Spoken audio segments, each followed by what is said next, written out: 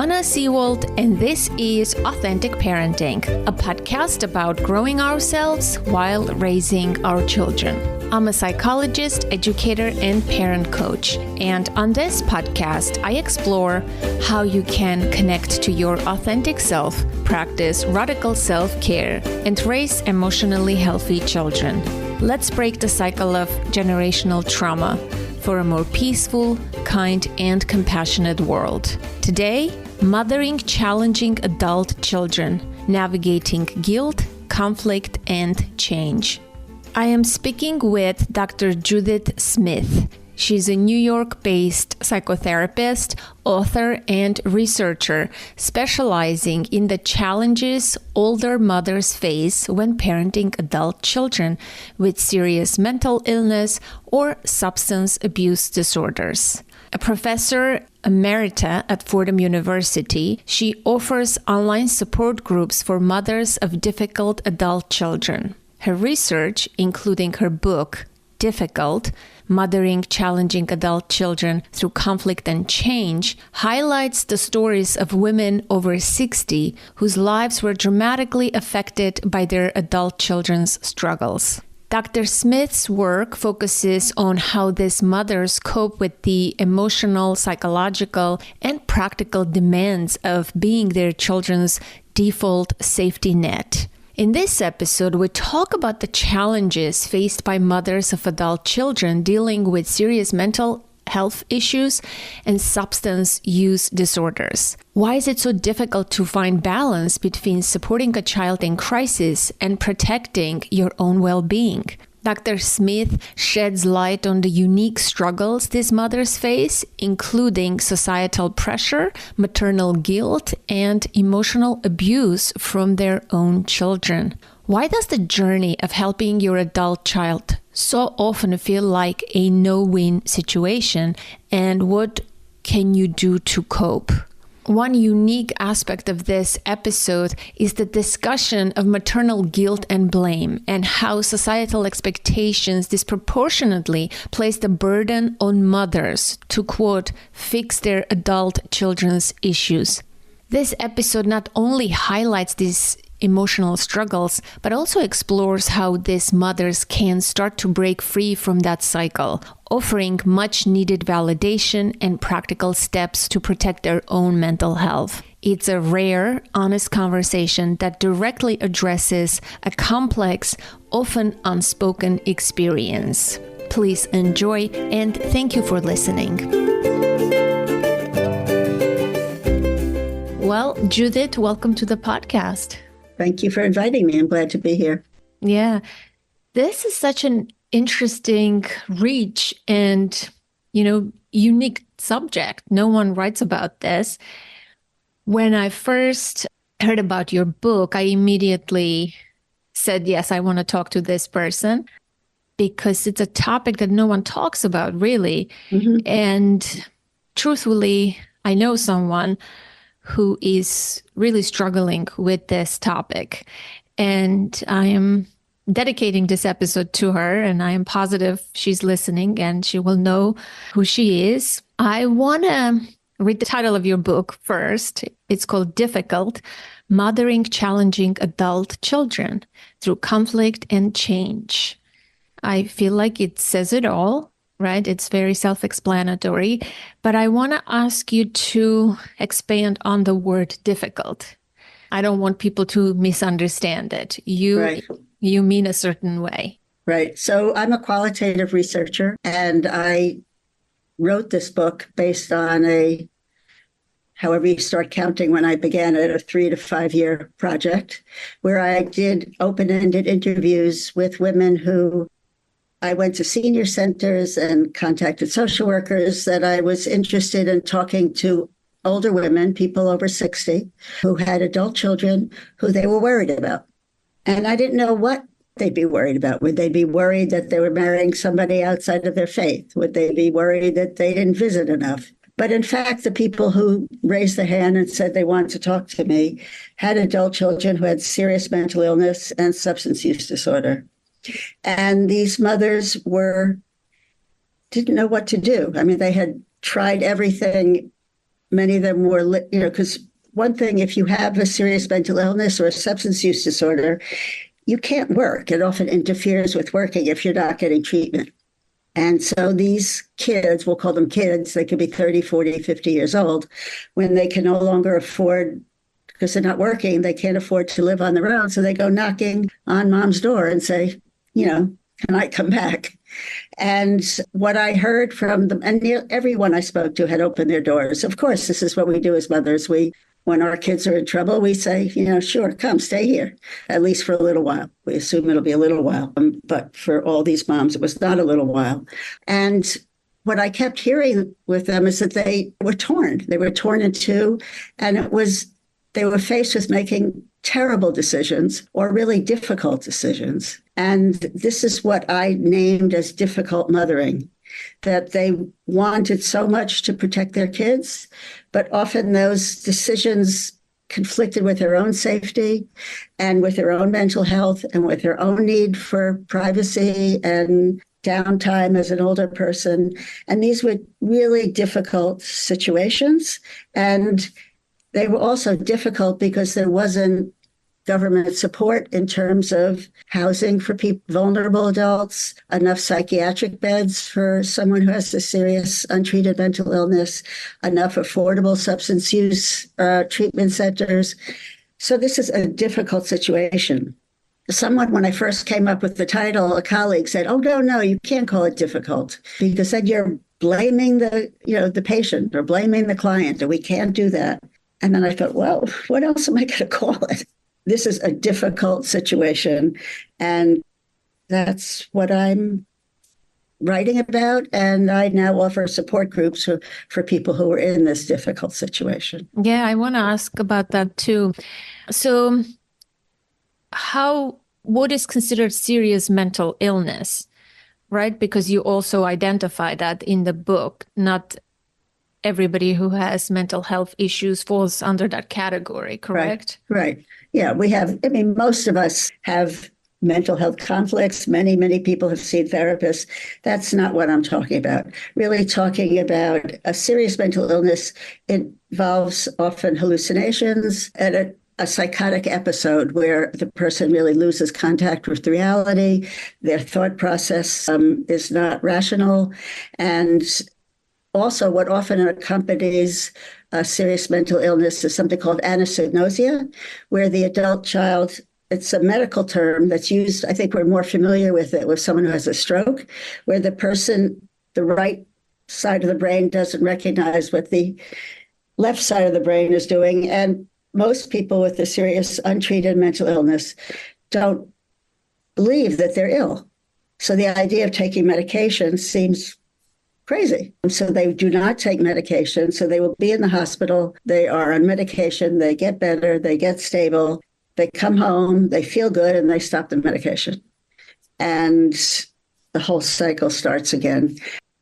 And so, if somebody has a serious mental illness, there's different kinds. There's bipolar, there's schizoaffective, there's schizophrenia. And parents have to quickly learn what these are and become very literate about psychiatric diagnosis and become their child's advocate if they go into the hospital. With HIPAA, we're not allowed to get information, but you can give information. So most moms have a long, report that they can hand to the hospital so that the hospital will know some of the history.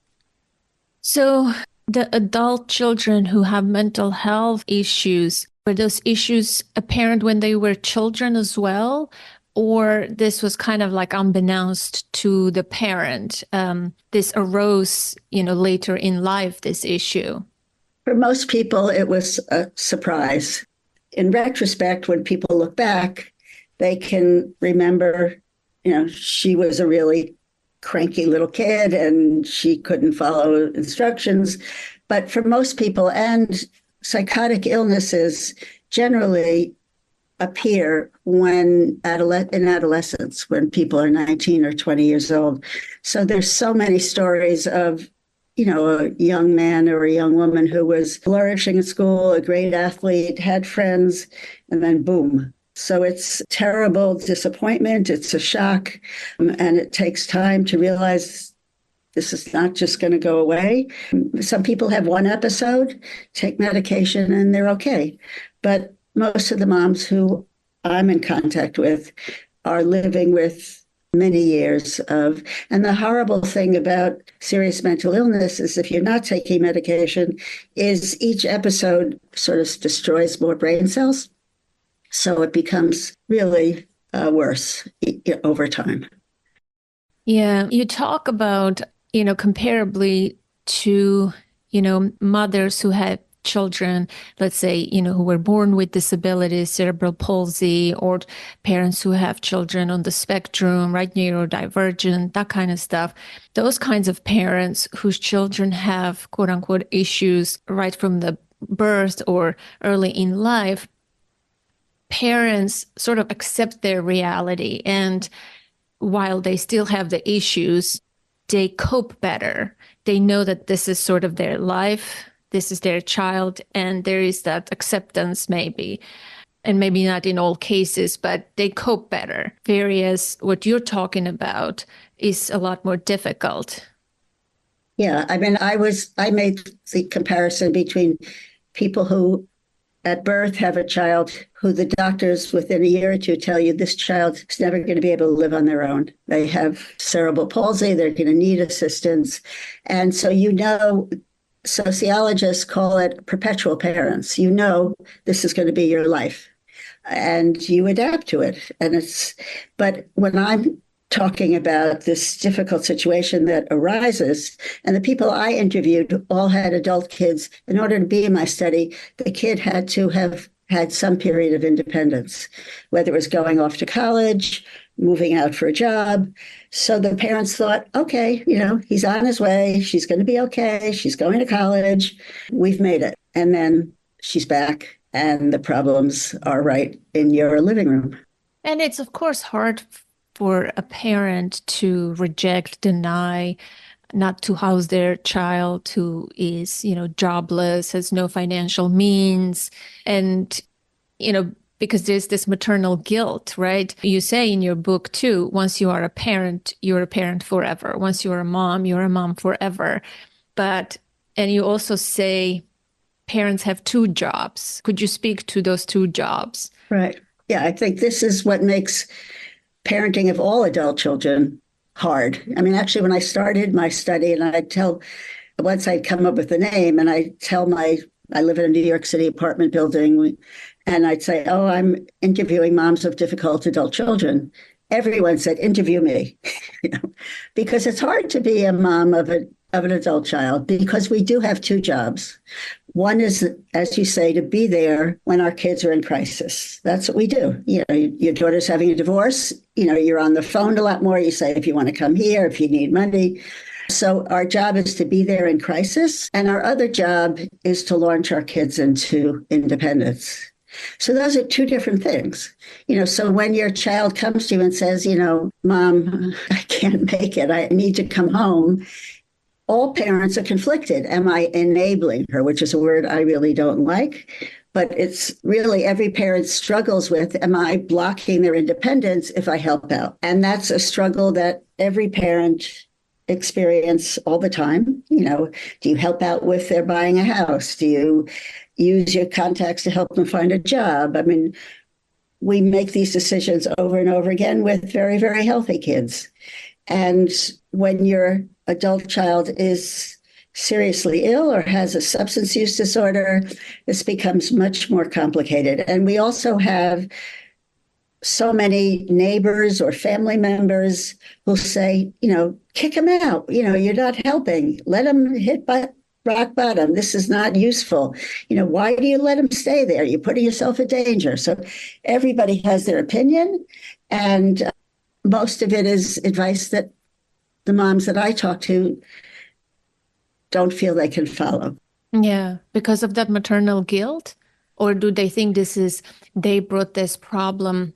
Because when I talk to people, sometimes moms say that, what did I do wrong when my child was young? We immediately sort of look at ourselves it's sort of like the society also always blames the mother, right? If there's something wrong Of with your course. kid, it's so easy to point the finger at the parents, specifically the moms, and that doesn't help. And I know women seek answers within themselves, and that can be Absolutely. internal source of torture. It is. It is for everyone. No, mothers are supposed to be able to fix everything. I mean, we're supposed to be all powerful. And certainly, I cite a study by two psychologists who went through the journals of looking at various issues. Mothers have been blamed for autism. I mean, very famous psychiatrists called mothers refrigerator mothers if their kids had autism. And this was the accepted theory of what caused autism, 60 years ago.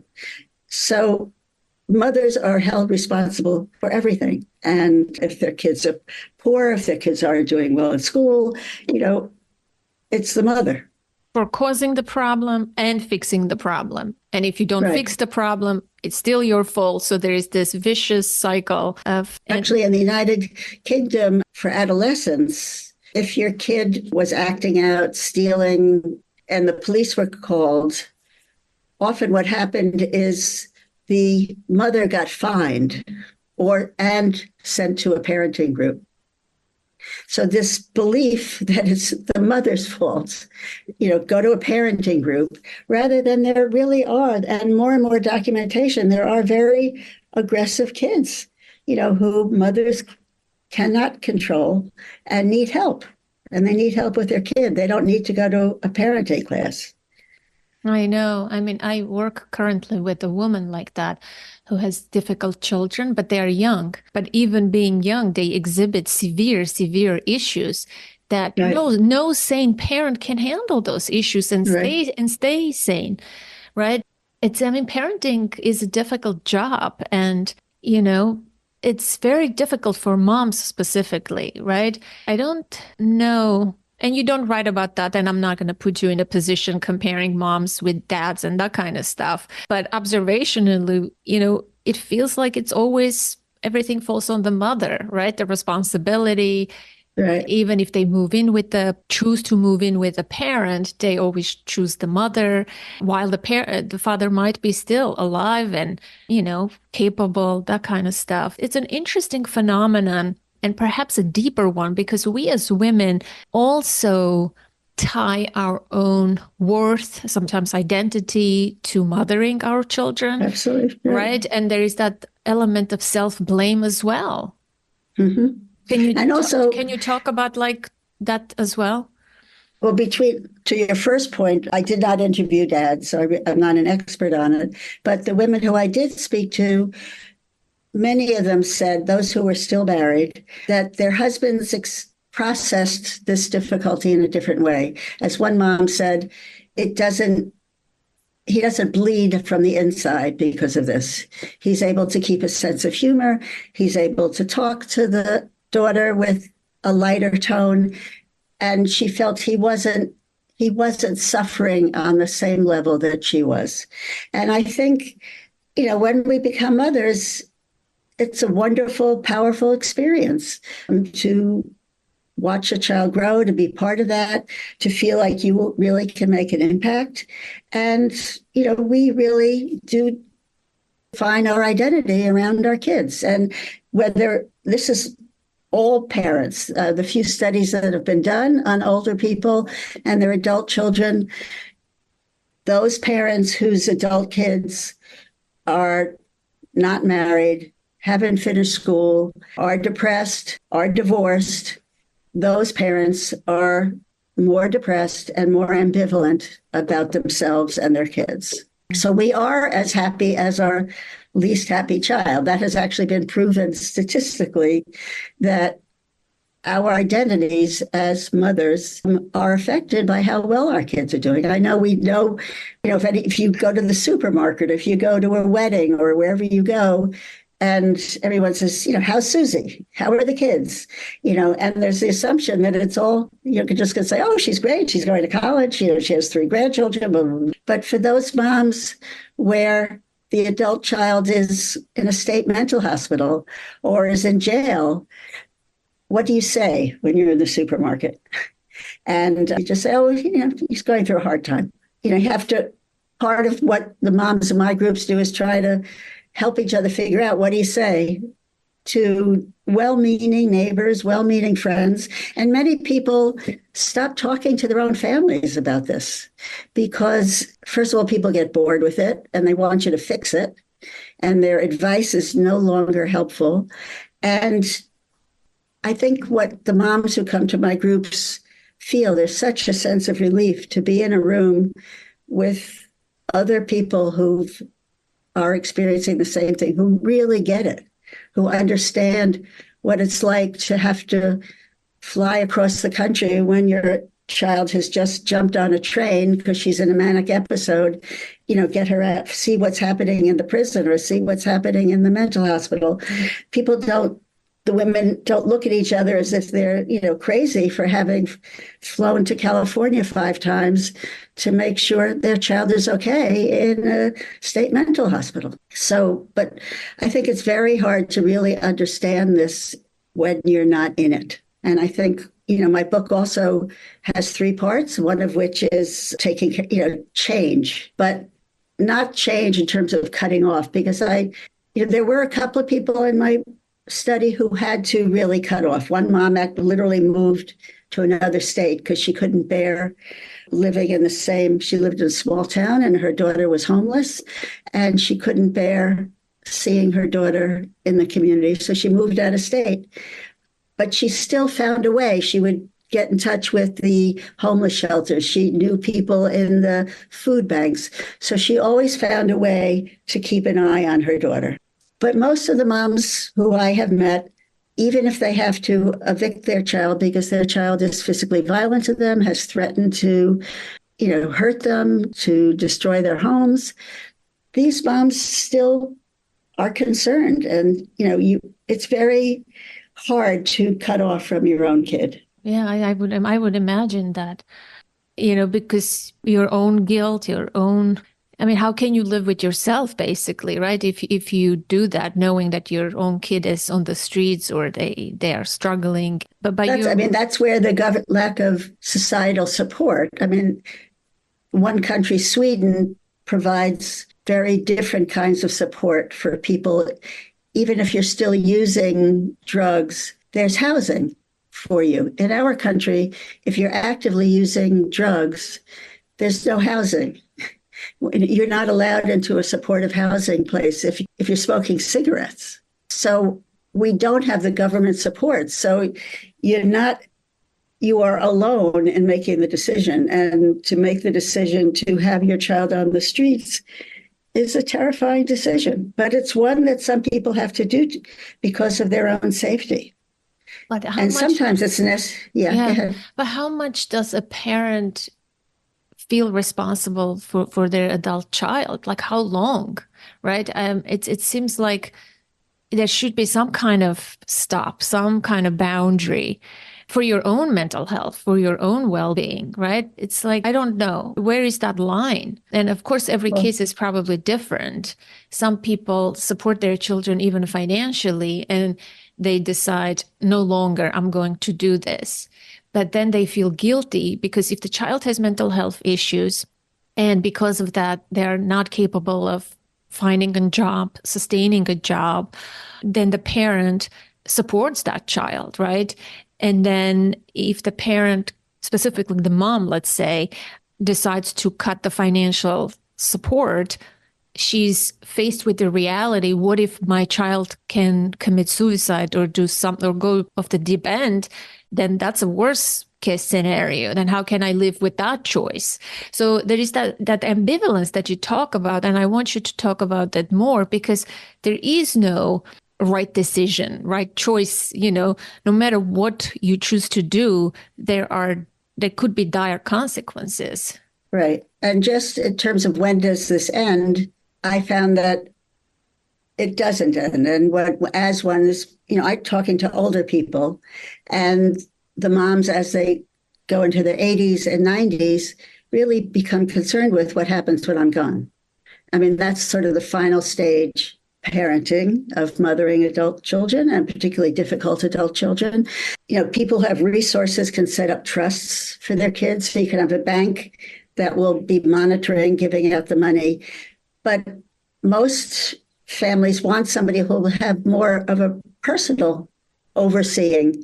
What every mom discovers is you really can't replace. Nobody does this except a mom will fly across the country 5 times to make sure that your daughter is really okay and is getting the care that she needs in a mental hospital. So it doesn't end, and we keep worrying about it. And financial planning later in life is a big part of this. And you can get guardians for your kids. There are public guardians that can be appointed. So if you really have had it, you can also get a guardian.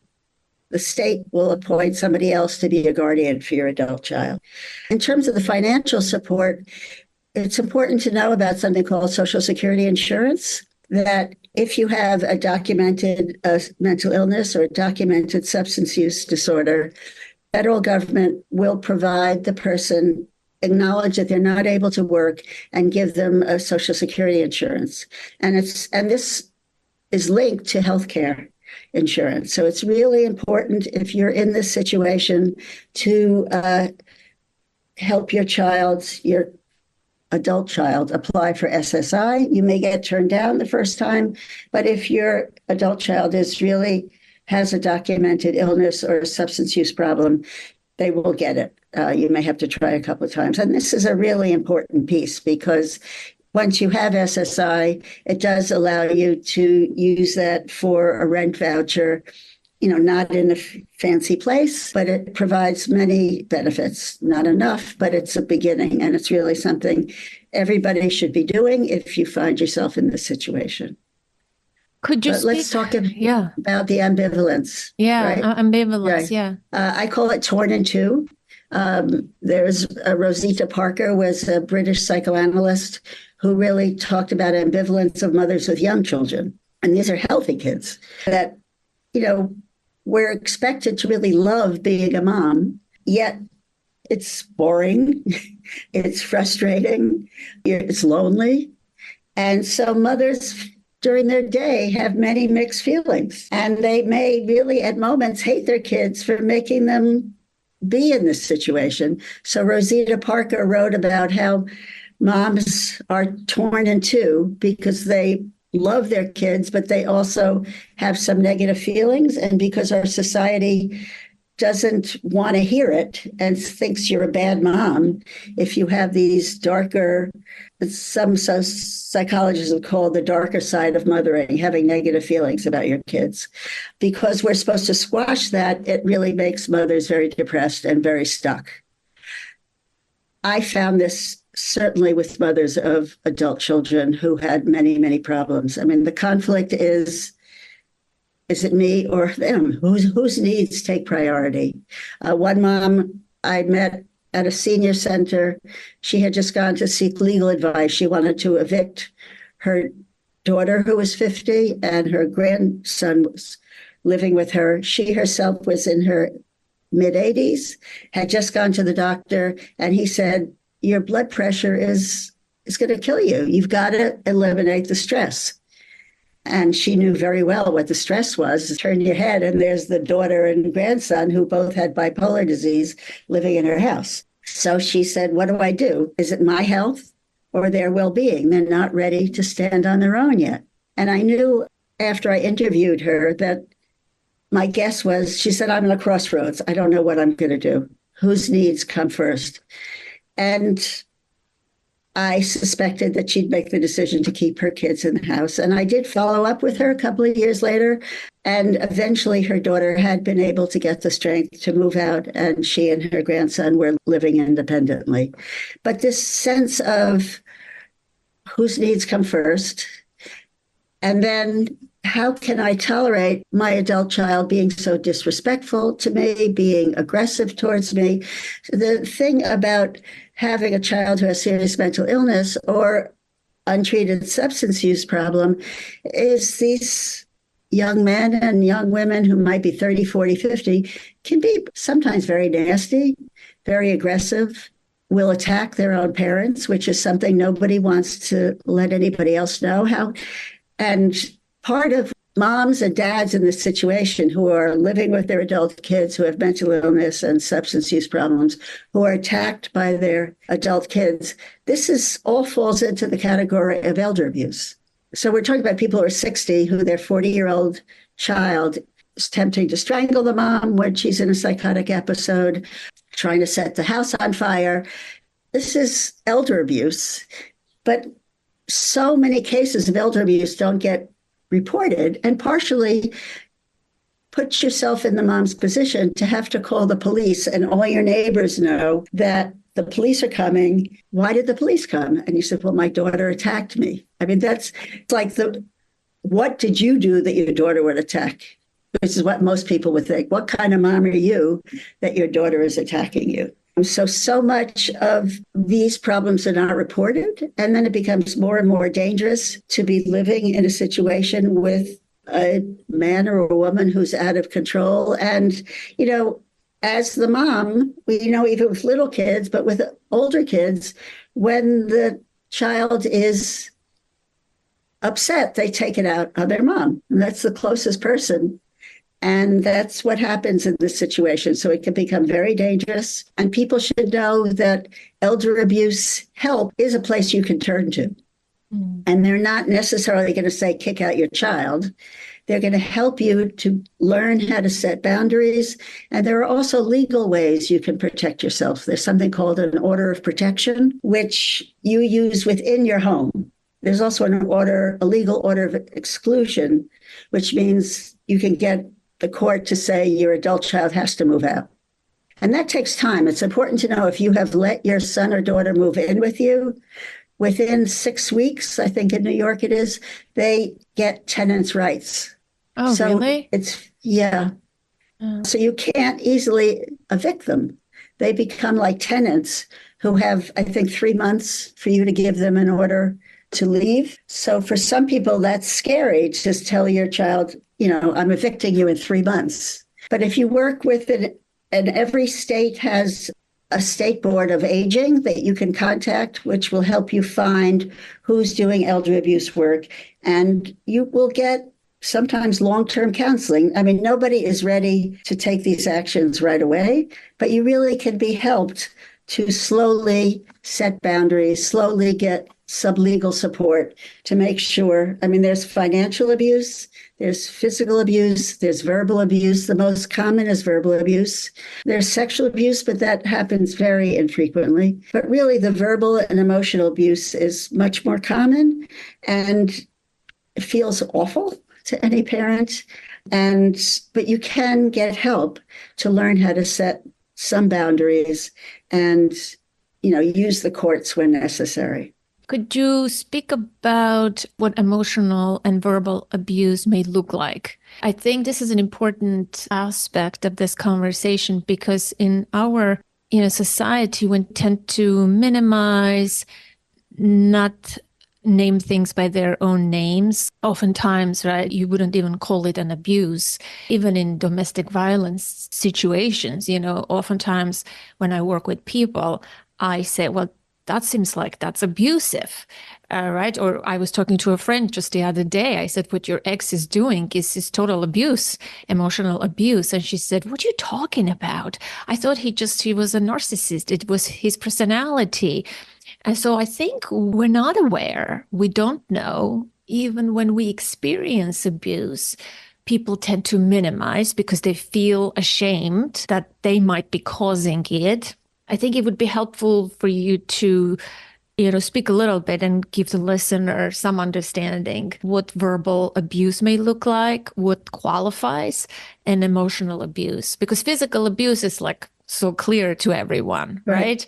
But oftentimes people completely are blind to emotional and verbal abuse because they're so used to it being part of their dynamic, whether that's a parent-child relationship or a couple. Well, many moms share, their kids will curse at them, call them, every word that you can imagine. And if they're not living with you, you will get texts that are terrible. I mean, I think you usually know when somebody's really calling you horrible names, that you just can't imagine. Nobody else would dare to speak to you that way.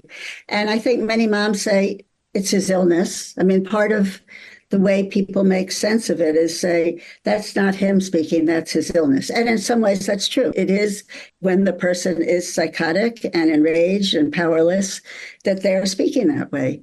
But the question is, what does it do to you and to your insides to live with that? And how much can you take and what can you do to limit it? And the emotional abuse, I think, is, especially if you're older, your kid can make you feel like you're losing it, that, you're not listening, you're lying, your money's not really missing. What's wrong with you? You're not paying attention. I mean, financial abuse happens a lot. And initially, because how can you think that your kid's going to steal from you? And it begins like one mom described, she lived on the 5th floor of a building and she was overweight. It was hard to go downstairs. So her son, she'd ask him to go down, use her ATM card, get her cash. And he'd do it and bring her the money. And she'd ask for 200 and get 200.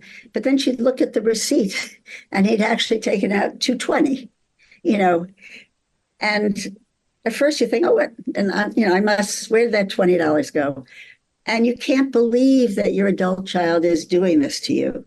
And it takes a while to really pay attention. I have a chapter called Seeing and Not Seeing, because we don't want to see our kids as someone who's hurting us. I mean, that's terrible. We're doing everything we can to try to protect them, and they're being nasty. I mean, I think no one, even the moms I recruited in an elder abuse center, nobody ever used the word abuse or elder abuse, because I don't think we are comfortable thinking of our kids as perpetrators of abuse. We think of them as annoying.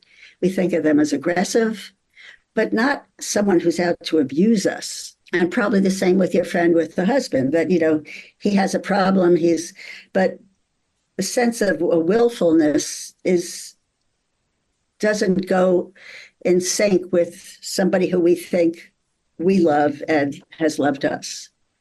Yeah. So you mentioned several problems like disrespect, talked about the abuse. How about when the parent is trying to initiate contact with the child, knowing that the child has issues and is worried about that child, and the child is not returning phone calls, not responding or anything like that? Or even, I know a case where the child said, I will come and visit you. And the parent was hopeful all of a sudden, in the midst of this struggle. And then the child stood the parent up again and the parent fell into the deep despair again, right? What can you say about that pattern? Well, I think many of the moms who I see and work with, sometimes, when somebody is in a manic episode, they can just get on an airplane and disappear, and you may not know where they are for 6 months. And moms who've experienced several cycles of this, in some ways it's relief when they're out. You don't hear from them for some moms. I mean, estrangement is another, one way this is what you are describing has been named, and where the kid decides to cut off from the parent and the parent feels you have no control. They say, I'm not going to talk to you. And there are people, Josh Coleman is a psychologist who helps parents, in this situation who are feeling this sense of powerlessness for their kids who have cut off. The moms who I'm talking about, where the kids have untreated mental illness and untreated substance use problems, it's more complicated because, when the kid is not talking to you, you're worried about what's going on. It's, are they okay? It's not just feeling hurt that they're not talking to you, but how do you get in touch? How do you find out, if they really need to be hospitalized? What can you do? So if your child is holding a job and cuts off from you, it's awful. But if your child is mentally ill and using drugs and you can't find out where they are, it's a different kind of awful. So it's a different situation. Do you feel like we covered the problem aspect of this topic? Is there anything else you want to say before we offer some advice or tips, or, what's the solution for the moms? Because you really wrote this book for the struggling parent, as moms specifically. I don't want to leave listeners like this, right? We should definitely move on to what can we do and how do we begin to understand this. I think we've covered most of the problem. I think we've, the idea of internalizing your child's problems, and you feel like as a mother, shame, guilt, and self-blame are the primary top level feelings that so many moms have, and what keeps them from getting help. And then the next level is the stress of trying to help, of letting your adult child move back in becomes extremely difficult and can be putting you at risk. And needing to understand mental illness, needing to know what services there are, needing to understand substance use disorder, needing to protect yourself. If you have a child with untreated substance use, there's a lot of financial problems. They will steal from you. The drugs are primary. And, it's important. So many of our treatment centers are just based on the kid. And I think when you started this introduction by saying nobody writes about this, is that it's not just the person with the problem, the person with the mental illness, the person with the substance use. It's the family and it's the parents. It's also the siblings. And I think you're right that it's a little shocking that no attention has been paid to the experience of older women who are the default caregivers for their vulnerable adult children. And as a feminist, it's made me reclaim my horror at how women are ignored and our experiences are overlooked. And particularly if we're older, who are you? What difference does it make what you're going through? And of course, if your kid's in trouble, you're going to take them in. But it's much more complicated than that. Well, you mentioned the word siblings. Yeah, I didn't even think about that. But that complicates things, right? Because if, let's take a mom who has two kids. One of the siblings is quote unquote normal, has no problems, but the second one has mental health issues or substance abuse. That can create a whole other set of issues. And another thing I'm thinking about is when the adult child who is difficult has their own children and there is grandchildren involved, right? Oftentimes, they may not have families, but sometimes they do. And they can use their children to manipulate the parent, right? The grandchild. I don't know if I want to spend more time on talking about this, but could you just say a couple of sentences to wrap those 2 points, the siblings and the kids? Many times when the son or daughter comes moving back home, they're bringing their children with them. So you are suddenly concerned about the grandchildren. You want to protect them. That's your grandchild. And you also want to be able to continue to see your grandchild. So it becomes very complicated. And in terms of the siblings, it's true. What the siblings feel is it's not fair. He's getting all the mom who's flying across the country to see the psychotic daughter at home is a healthy daughter who has a new grandchild who doesn't want her mom to get on an airplane. But the fact is, in all families, the kids who have the most problems get the most attention. And that's hard for the siblings. They're resentful and it affects their sense of self and their life moving forward. Okay, what can a parent do who is finding themselves in this situation? Of course, there are no real magic solutions, right? It's a very complicated issue and also unique to each family. But you highlight things in your book, I think, that are important to talk about. Right. Well, first of all, I talk about small steps. When I started to write this book, I looked at what was around, and there's several books that say, you've done enough, let go, move on. That's great advice, but one that I think I haven't run into any parents who are able to do that. So I'm talking about small steps. And I think the first part is really acknowledging that there is a problem. And so I actually use the stages of change model that was developed for people in substance use treatment or for people trying to stop smoking. That it's actually, when I grew up smoking, people were smokers. And to become aware that maybe I shouldn't be smoking, maybe this is not good for me, that's a different, you shift into, so there's pre-contemplation of thinking it's fine if I'm smoking. My mother smoked her whole life and she died at 90, I'll be fine. So that's, you don't see there's a problem. So moms who are listening to this and say, well, these stories sound much worse than mine, that's not me. So they're sort of in pre-contemplation. They don't really think they have a problem.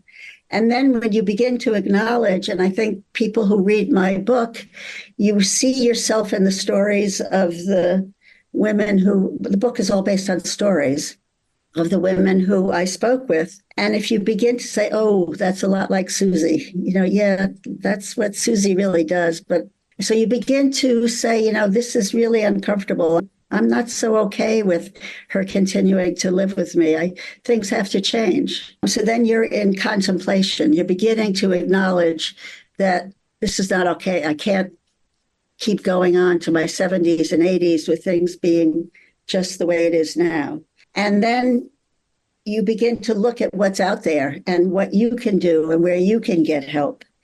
And then once you actually start looking for help, you're in the action stage. If you get some help and then people give you suggestions of, you hear from other parents what they have done and you may try to do some of that. That's the action stage.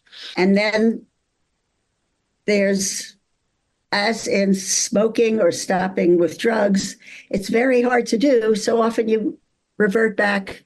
You may even go back to the beginning and you say, this was silly. Everything's fine. We'll just go back to where it was. It's too hard to try to, make her realize that this is not okay. And then you go back and giving yourself permission not to say, I failed, that I didn't kick her out. That this is an extremely hard thing. This is your child and you don't want them to be hurt, but you also want to take care of yourself.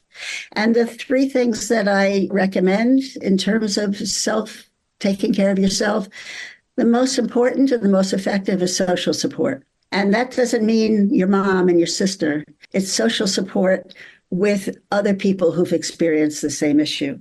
So there is the National Association for Mental Illness, which offers courses for parents who have adult children with mental illness. They're free. They're available online. They're available in person in most large cities, and people find them very useful. There's also Al-Anon, which is for family members who have loved ones who have a substance use disorder. And there are in many places specific Al-Anon groups for parents, and people find these extremely useful. And there's also individual counseling, finding yourself a therapist or finding yourself, like I offer support groups specifically for mothers with difficult adult children. But finding some place where you can get out of your house, literally, whether it's even on a screen, and start acknowledging that you have a problem and you really need to find out how you can really limit the harm to yourself and still keep your child relatively safe. Can you say more about your own support groups? And I don't know if you want to promote it. Is it open? Are you accepting new people? Where are you located? How can people get in touch with you? Do you offer counseling? I would love for you to promote yourself if possible. Sure. I offer groups. They're time limited. They're usually around 10 weeks. People can find me by going on my website, which is called difficultmothering.com. If you just Google difficult, you'll come up with my Facebook page. I have Difficult Mothering, and my website is difficultmothering.com. I am going to be starting a new series of support groups in September. And are they virtual or in person or both? They're virtual. Mm-hmm. And I've really been impressed at how helpful they are to people. I mean, they're not a therapy group. They are really a support group. And we also use the book as a tool to really realize that this is a real problem. This is not you being a bad mother. This is a situation that many women besides yourself who are in. And it's a societal problem that there's not enough psychiatric beds, of how mothers are treated. And there's not, price of housing is insane, as we all know. And it's insane for young couples where they're both working. But if you're talking about a person who's not working, and you're talking about a family that doesn't have the money to buy their kids a separate apartment that they may destroy because of their illness, society is not supporting us. So this is a problem that goes beyond, I mean, many of us might not have been perfect mothers, but that doesn't cause mental illness. And that does not cause, per se, a substance use problem. And the more you can stop blaming yourself and really see this as a difficult situation that you need help with negotiating.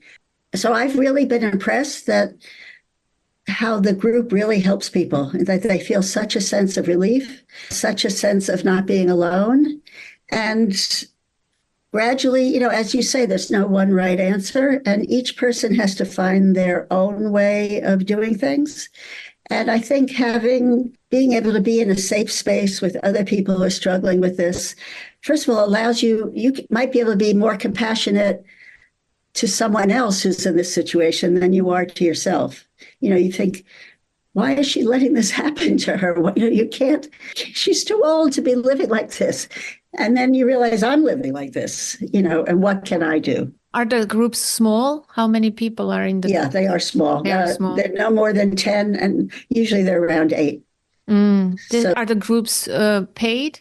Yes. Yes. And you facilitate, right? It's not like... It's not a peer support. It's not a peer support. Yes. Right. There's So your guidance.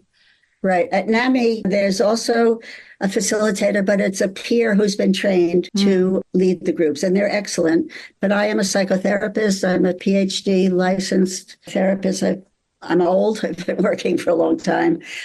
So I am definitely facilitating the groups, and people feel safe in the groups, and I make sure that happens. And you have to talk to me first before you come into the group so that we make sure it's a good fit and this is a good time for you to be in the group. And so you have a sense that you can trust me and whatever your concerns might be to enter a group at this point in your life. Can I ask you one last question? Mm-hmm. How did you become interested in this subject? I know I should have asked maybe this in the beginning, but, I'm sure, the listener has the same question. It's not like, oh, what should I write about? Is there, what is your connection to this subject matter? It's multi-determined, as most things are. I grew up in a family where my mother had a sister who was mentally ill. So I knew what it was like to have one person's mental illness affects the whole family. And I couldn't understand how my mother was so focused on trying to fix something that couldn't be fixed. So I think that's my early life experience. And I was a child development researcher in most of my early career. So I studied mothers and babies and wrote papers about how external factors supported the mothers or obstacles. And then I actually got older and my son got older. I was curious what my colleagues were writing about adult children. And I was really shocked at how little there was written about this. I mean, it's very interesting. I mean, that's a whole other discussion about how come, we now talk about launching or the unlaunched child. But even our stages, we have in child development, every 5 months is a new stage, and we know so much about it, and we know so much about how to help, if we had really good services, how to help mothers with, to raise healthy kids in the first 3 years of life. But the stage of life with adult children is the longest stage in our parenting career. Yeah. My gosh, isn't that true? Yeah. It's like, let's say we think of them as adults, maybe when they're 25 now, we think of it, or 30. but now we're living to 80 or 90 years old. So we have 50 years, and there's got to be things that happen over that time. And, what that's like and what the challenges are. I think it's an area that's people need support with and need to be able to talk about. Besides saying, oh, how's Susie and how the grandkids? Not everybody has grandkids, and, not all kids are doing well. Yeah. I am so glad I had a chance to speak with you. It's such an honor to meet you and give you this space to, share about this and talk about this. I think we have to talk about those kinds of subjects, name things, so that people can become aware and find support. This is an isolating problem for moms. I know for sure. I know people personally who deal with this. They keep it to themselves. And I am glad that you wrote about this and you shed light to this subject. Right. And one thing I hope is by naming it. Domestic violence had no name 40 years ago. Child abuse had no name 60 years ago. Yeah. And so I'm hoping the name that I'm offering right now, and I think we might come up with a better one, is difficult. So rather than say my son's an addict or my daughter's schizophrenic, you could say I have a difficult adult child and, we're struggling. I think it's a kinder term. I don't think it's demeaning to the child as may someone see. I think it's a kinder term. And it's also difficult comfort to the parent, speaks to the parent's experience more. Right. And it's non-stigmatizing. And it can become less difficult, right? Yeah, hopefully. Right. Anything else you want to share before I let you go? No, I really enjoyed the discussion. I really appreciate your questions. And I hope if anybody's listening who has a difficult adult child, please know that you're not alone. This is really a huge population of people. And you can go on my website. You can order the book. Amazon has it, as do other online bookstores. And if you're interested in possibly talking to me further, please go to my website and contact me. Thank you so much, Judith. I really appreciate your time. Thank you. That concludes today's conversation, my dear listener, and I hope you found this episode helpful and inspiring. Be sure to hit that follow button so you don't miss future episodes, and take a moment to leave a rating and review. It really helps others find the show. I would love to hear your thoughts and takeaways. Join the conversation in the Authentic Parenting Facebook group or visit the contact page at authenticparenting.com/contact to get in touch. Authentic Parenting is an ad-free show, and your donations is what makes this podcast possible. Support the show by visiting authenticparenting.com/support or becoming a patron at patreon.com. Your contributions make it possible for me to continue bringing you weekly episodes. And as always, connect to the present moment, to yourself and your children. Until next week, I am Anna Seewald. Thank you so much for listening.